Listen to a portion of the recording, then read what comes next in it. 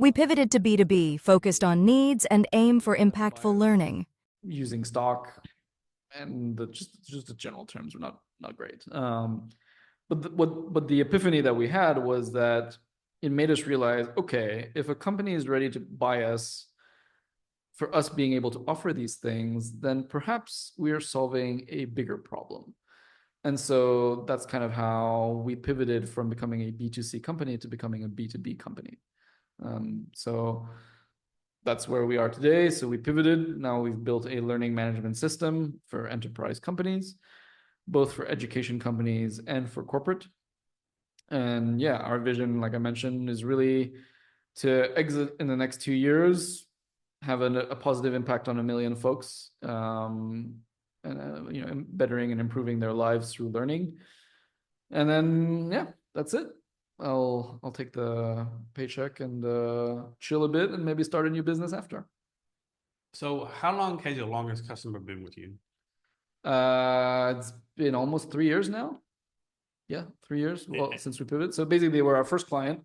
And they're still with you? And they're still with us today. And what do you think that is? What do you think you did the right way to have them stay with you so long? So I think, there's two aspects of it. Number one, when you provide a learning management system to an education company, your learning management system is essentially their brain and their heart. So if you remove that, they're kind of screwed in a way, or it's very hard to switch it over.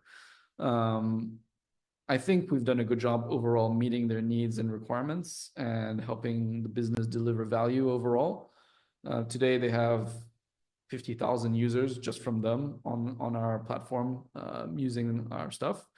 And over time, they've been increasing those numbers. So I think that's generally a sign of good engagement and that these guys are happy. And I think, it goes back to what we mentioned at the very beginning. I think we were very hands-on. Because we were more boutique, we were able to offer a level of personalization and customer service that was superior to some of our competitors. And we still operate in that way even today for them. So I think they appreciate that. And I think, touch wood, they'll be sticking around for another 3-4 years. So for this one, pick the demographic you want for this, but anyone from the early stage startup idea on a napkin to entrepreneur with maybe 100 customers, right?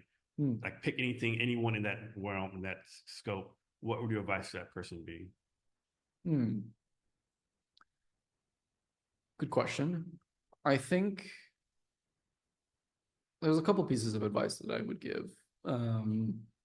I think it's important to have a clear vision, but to be flexible in how you achieve that vision. I think a lot of founders tend to have one idea and kind of want to stick to that and kind of ride or die kind of situation where they're willing to go all the way for it. That's one area. Another area is related to that is that I think founders typically don't test their concepts enough in order to check whether there is a real need. So oftentimes they'll have an idea. I'm not saying it's a bad idea per se, but they rarely actually check if that is a real problem or a real thing that somebody is willing to pay money for.